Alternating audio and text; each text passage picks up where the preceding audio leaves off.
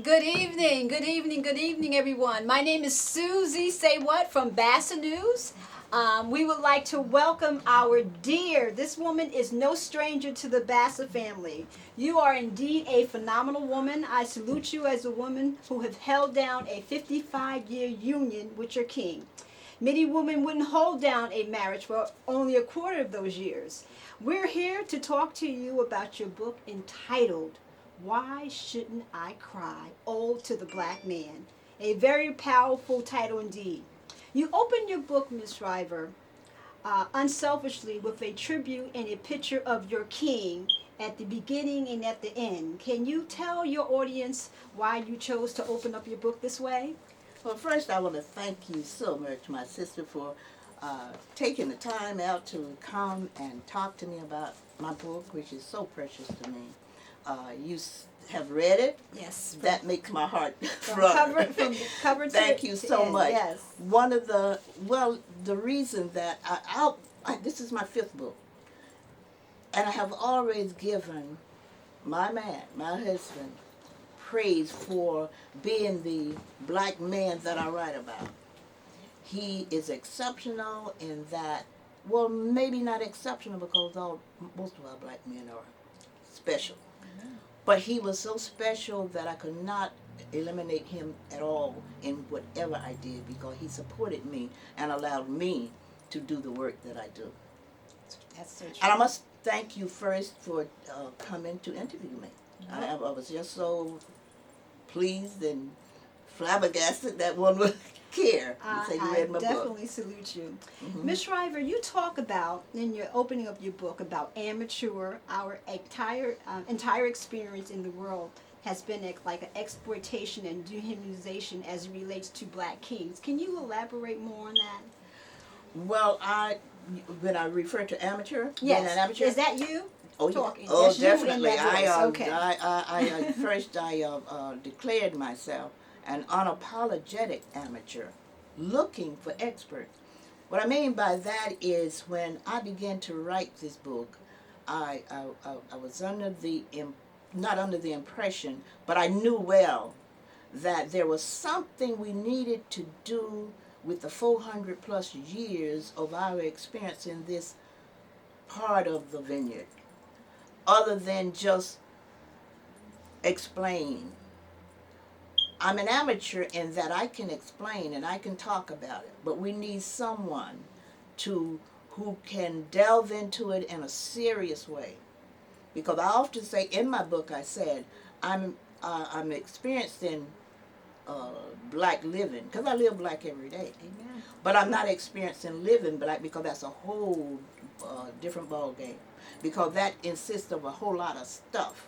You know, we have come through these 400 plus years with all kinds of syndromes, you know, and I can't define necessarily, but there are experts who have gone the route of our humanity, who have studied the anthropology, they have studied psychology, they have studied us in depth, a biblical history, all that, so we can know from whence we came and how we got here and where we are today.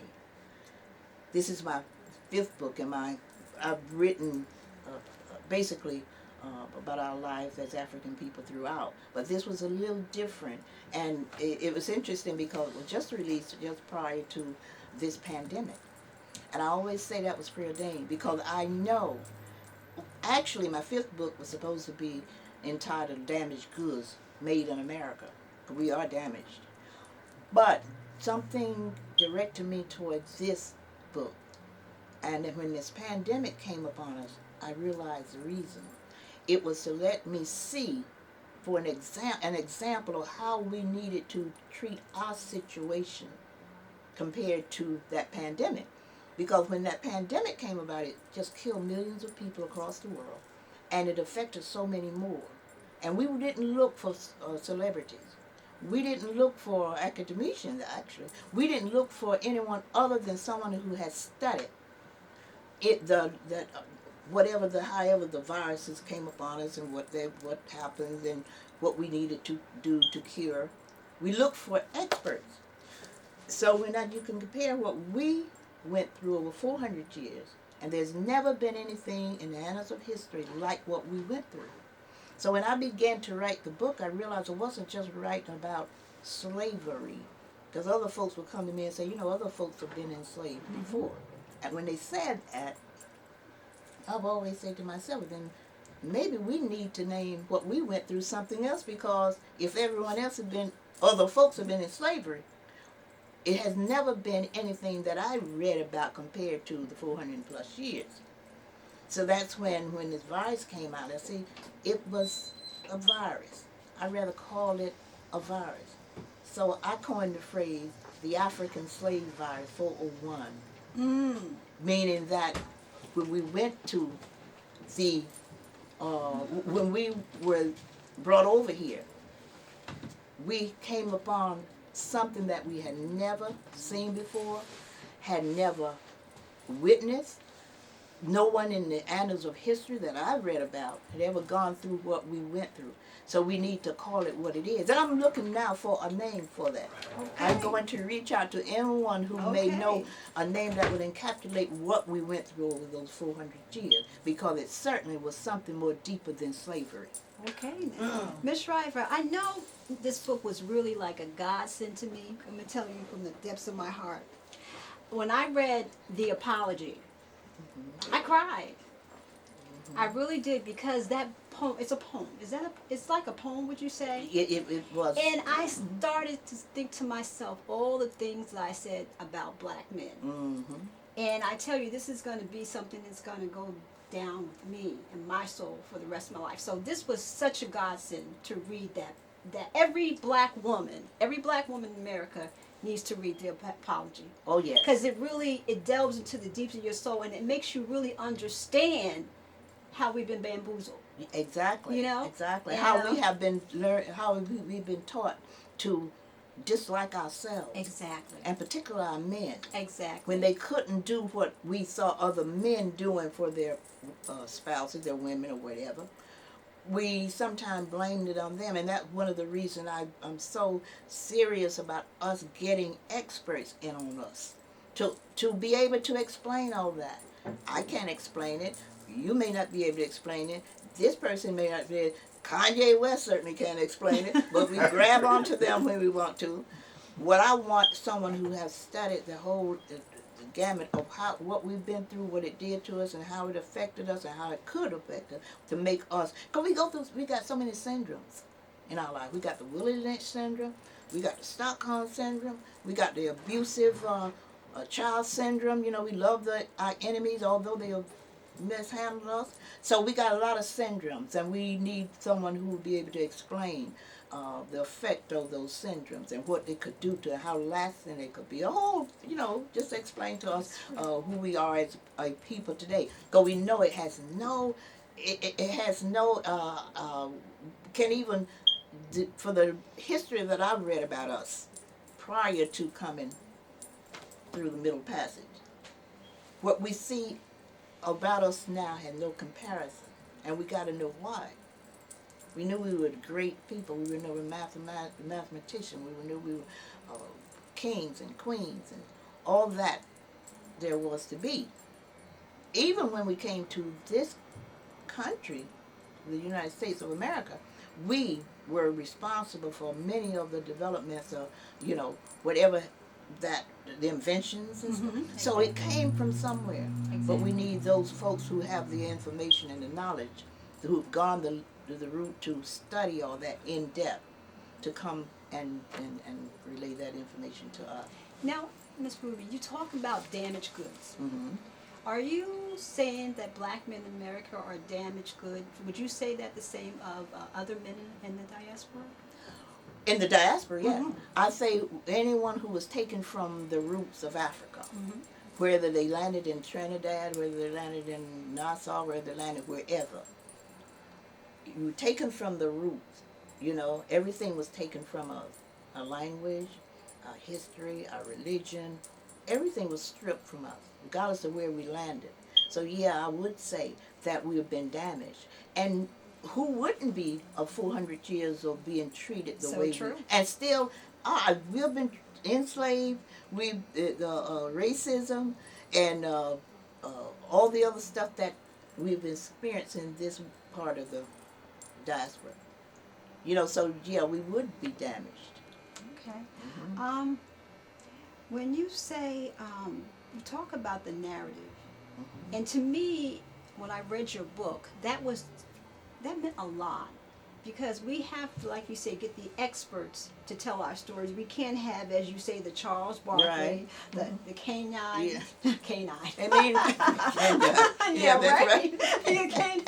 No, They that's not mean nice. well. Not Yeah, nice, you know. yeah. Okay, but notably, Armstrong Williams. We should get our own people Yeah, who yeah. we commission to speak on our Exactly. behalf. Exactly. And you know, and we were talking earlier before we had this broadcast that you said, you know, how you mentioned in your book that Jewish people don't get Barbara Streisand to speak for them. Exactly. Think about it. They have gone through so much, and they've gone through serious trials and tribulation. Mm-hmm. There are people who are at them now, you know, but they never grab their entertainers.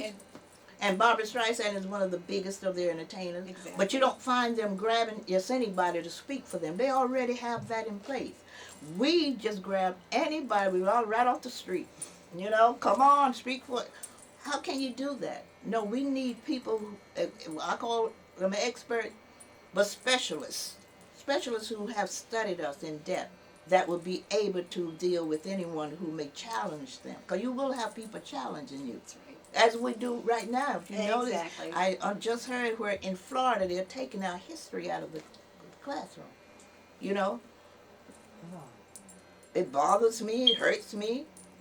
But he needs to have someone that speak for us to go down there or wherever it needs to be and let him know that's just not going to work, because we need to know our history, we need to know from where we came and from whom we come from. Well, we know we know who we are, I know. who we belong to, the Almighty. But outside of that, we need to know our ancestors. We know to know the people before they enslaved us. Because we were not slaves, you know. We were kings and queens and all the good stuff. But they brought us over here and enslaved us. And we need to know that. Our children need to know that. Ms. Ruby, you not only talk the talk, but you walk the walk. In your book, you laid out a blueprint. You talked about one of the things that we should know is know our history. Secondly, selecting the experts to speak for us on our behalf. Yes. And last, reparations. Now, that's a topic that is really dear to my heart, and I hope dear to all Black African Americans here and abroad.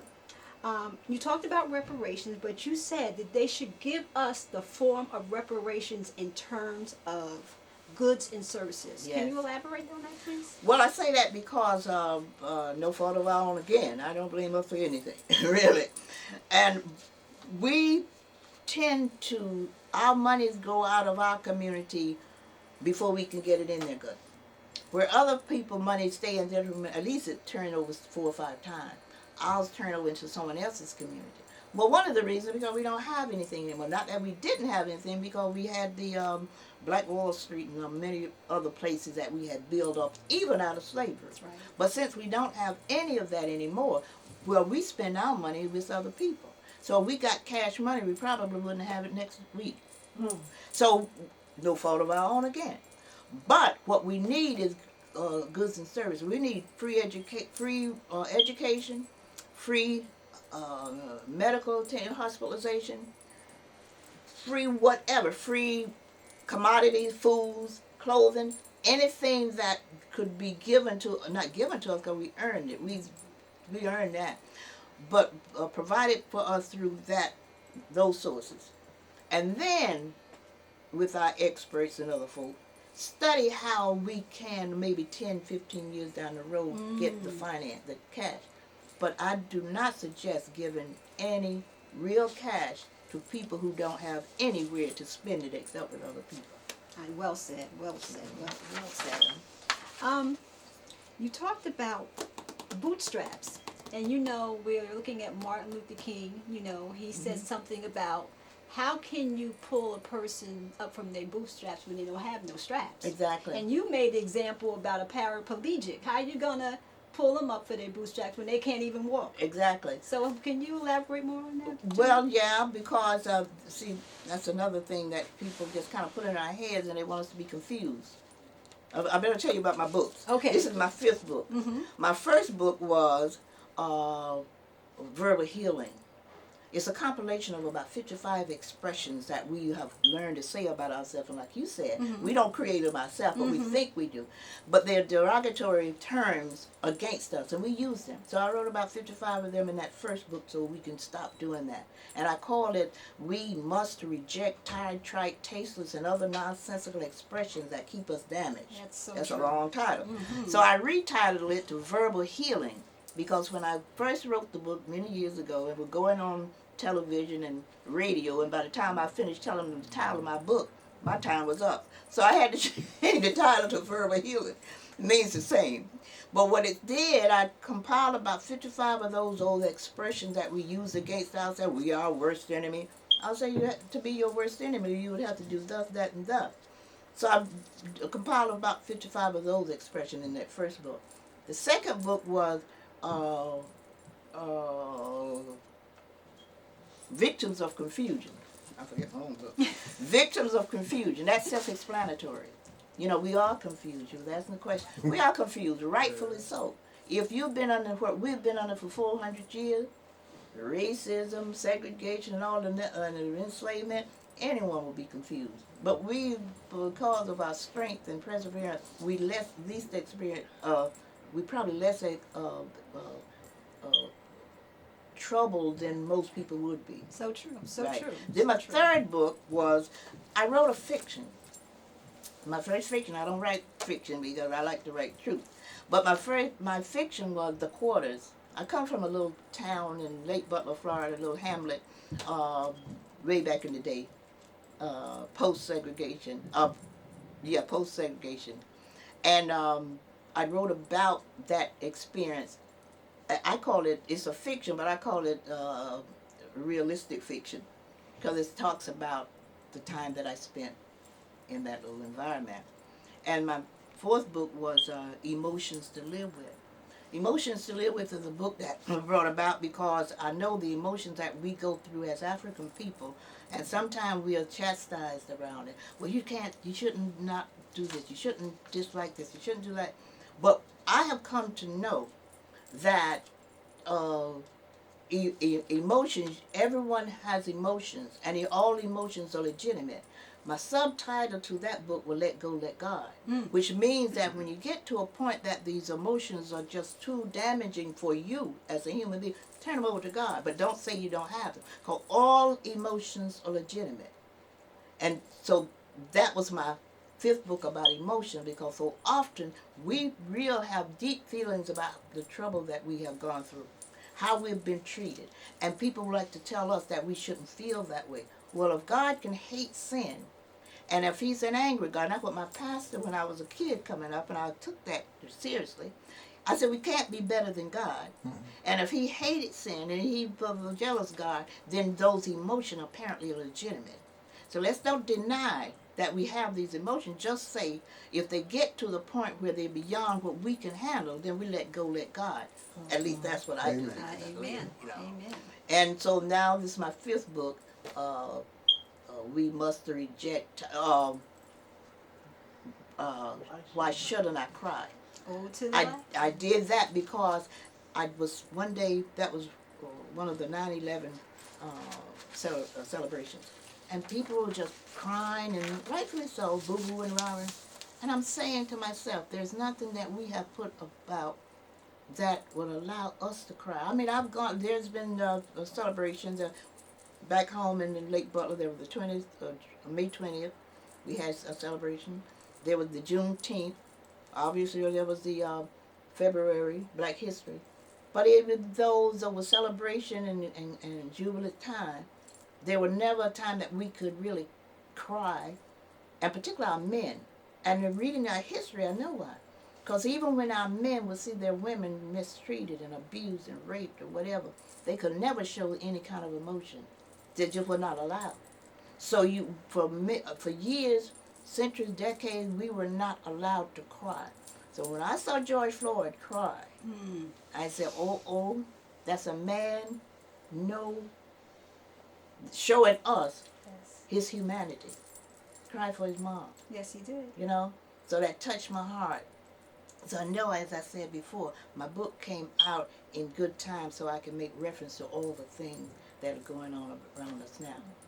Miss Ruby, in your studies, we learned that in my studies, we learned that it takes a village to raise a child. Mm-hmm. Yet you say in your book is that in the village, our men have been severely torn. Is it not the village that is supposed to comfort and bring strength to our black men? Have our villages failed? No, matter of fact, I still say that it had not been for the village, none of us was probably around. So it had been the village and still is the village. You know that old expression that the mother raised the daughter and what is that, pampers the son and raised the daughter, Yes, something yes. to that effect. Which means that we've always embraced our men folk, because we know what they went through. We know what we've all went through, but they particularly have gone through a lot more than we have. So no, we have always undergirded and embraced our men folk. There's times, and particularly in these later times, when they're, because of the system and how it created bad things around us as a family. Mm-hmm. Mm-hmm. This is being pointed out more than our embracing of. But we have to be careful with that too, because who write the verbiage, the narrative, that's control right. the narrative. That's right. That's you know, right. so that's where that comes from. But no, I think we're still embracing our men.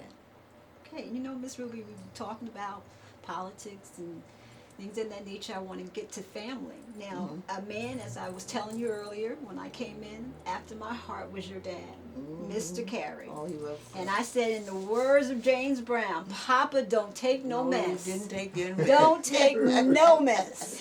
I was always proud of him. Woo, when I read that particular story there, as I was telling you, and this is the truth, that my heart was racing, Madam Ruby. It was racing. I was praying to the Lord that, I hope this man didn't get lynched. Believe me, we were praying too. This woman, the mama ain't gonna have the children all alone and no strong man to, But luckily when I said, Lord, and when I turned the page and saw that this white man came back and apologized to your husband, I fell out. He did. I said, Lord, thank you, Jesus. Those kids still have a mama and a daddy. I can Oh remember my God! that today. And what I got out of it, and it went through, reverberated my soul, that this is who Madam Shivers is. She saw the essence of power in this black man from a little child. How could you deviate from that? Right. It was all in your face. Yes, nobody can tell you that the black man ain't a bad man. Oh yes, definitely. A bad, bold, and as I man. sat on the porch listening to my dad and his friends talk about their experience and people that they knew, it did my heart the same with yours. It just filled my heart to hear them, and I realized we had some serious bad men. Bad black men. Didn't take no mess. Ooh, don't and take a no lot mess. of them had to go through so much to protect their families, and some didn't make it, but they were brave men. They were not docile like we assume that. And they have pictures in these movies and stuff. No, there was a lot of uprising. There was a lot of resistance. It just that, along the way, many of us, didn't live to talk about it, but there was a lot of brave men in those days.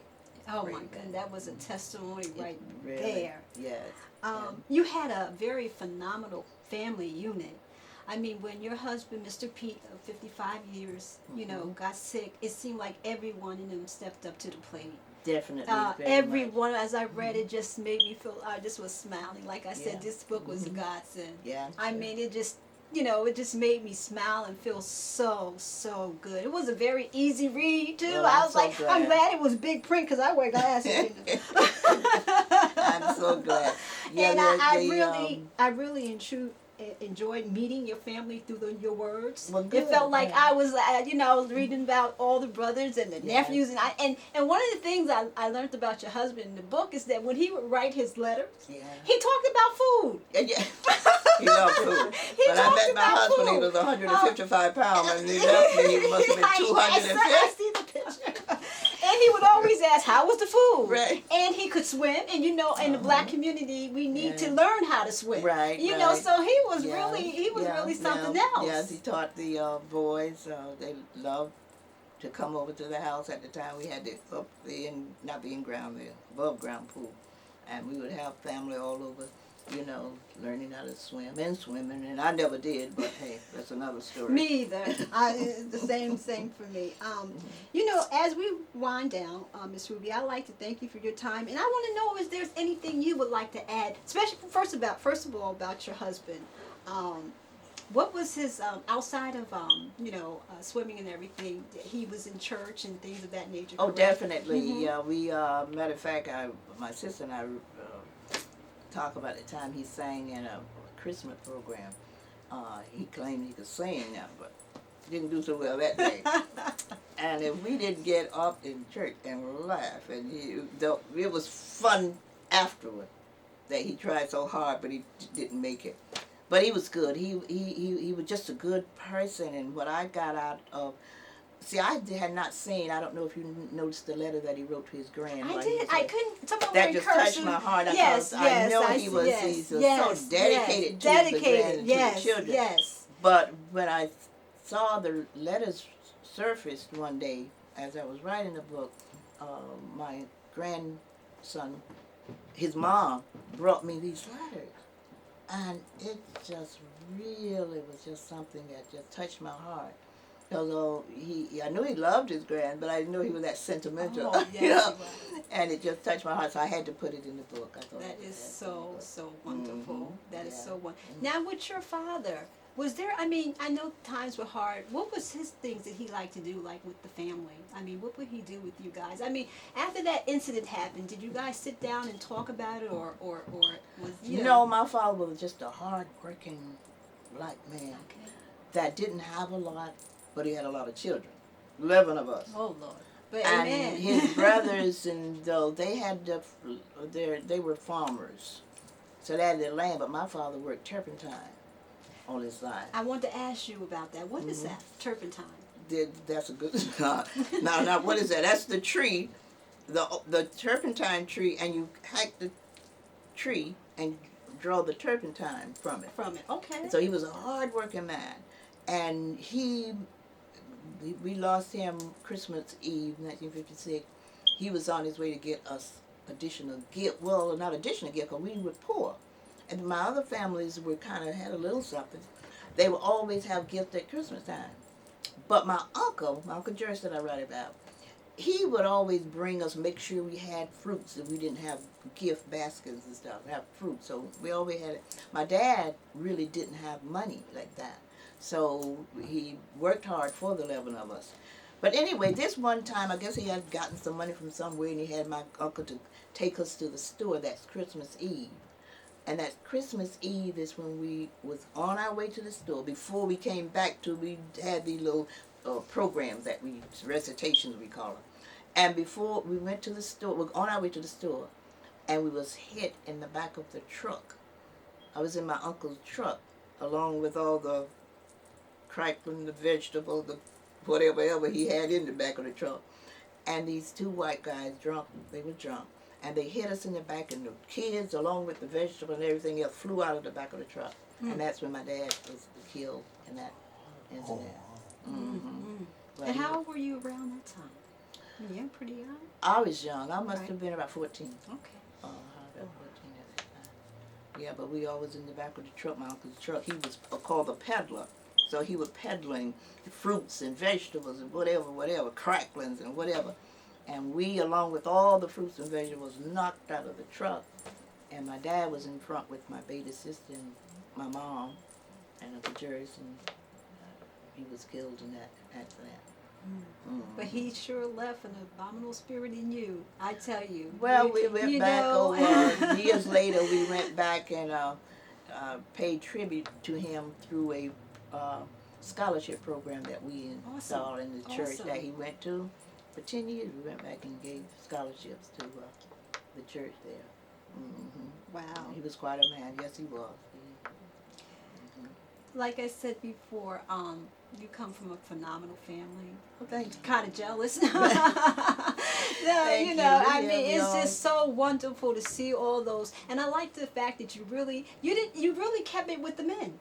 There was no really mention of mom it was all about black men. And well, you that's kept what I was. Yes, this is what yes. I focused on for You this sure time. But did. believe me, You kept it right there. Yeah. There was no deviation. Yeah. I was hoping they see, but I said this woman. It was all about black men from the beginning to the end. We got our time. We and do. I intend to, We do. That you is so true. We are the That is backbone so of most true. everything that we've done in our community. Exactly. But I want to give tribute and applause to men because they have been so under siege, you know. And although we have also, but we kind of managed to keep our, head above water. Amen. And just if I can encourage them in any way to let them know that they are God's children and they were put here, as protectors. And they have always been. And it's whatever came out of the 400 years of slavery, Jim Crowism, and racism was not something that they put on themselves. So regardless of what anyone else would say or try to impress or try to make you believe, that is not the case. Anyone who has gone through what we've gone through, our men have gone through, will not be half of what our men are today. So we need to understand that clearly and let no one, take that understanding away from us. For me, what I want to leave from you is that you talked about what we can do to make it better. Mm-hmm. And one thing you talked about was the vote.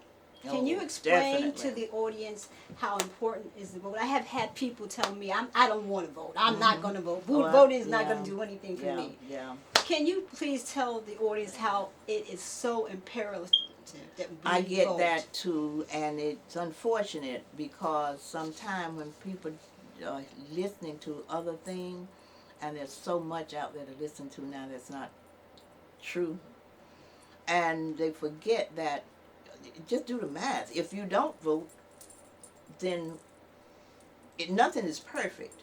I don't even try to imply that any of these people are perfect. But I say the better of the two evils. That's how I like to show it. If you know, that's the same as what happened in slavery time. They'll say now, well, you wouldn't, if you were enslaved and the slave owner you have here lynch you, rape you, kill you, and the one over here just make you work harder, you may not want to, you still don't want to be enslaved, but you would go to the one that did less. That's right. I try to explain to our people today, it's not about Democrat or Republican or which one I love or don't love, but if the Democrats are doing better for me at this point, that's where I'm going, So it's a matter of, the choice of true evils, and that's how I see it. So, and it's necessary to vote, because if you don't vote, it's like you are just giving up everything that you have at your disposal that you might be able to change, if not for you, for your children, grandchildren. You got to think of it that way. We got to get out there and try to bring people in that we can hold responsible, And it's not so much about us being in the game. I often say that with my Jewish brothers and sisters, for a while, they never worried about one of them being the president. They just wanted to make sure that they could control whoever was the president. We shouldn't worry so much about being these people, because we know once we get there, they're going to compromise us, or try to anyway. So what we need to do, just make sure whoever is in the office, put the demands on them, that they can't resist. That's what we have to do, but we definitely have to vote. I think so anyway. Definitely. Miss Ruby, have I left anything out that you might want to add to this interview? No, you've been very thorough. Well, on behalf of BASA News, my name is Suzy Say What, and I just want everybody to remember, always speak up, speak out, and just do not take space. Okay, I heard that. That's good. And thank you so much. Thank you so much. Thank you so much. Thank you so much. Appreciate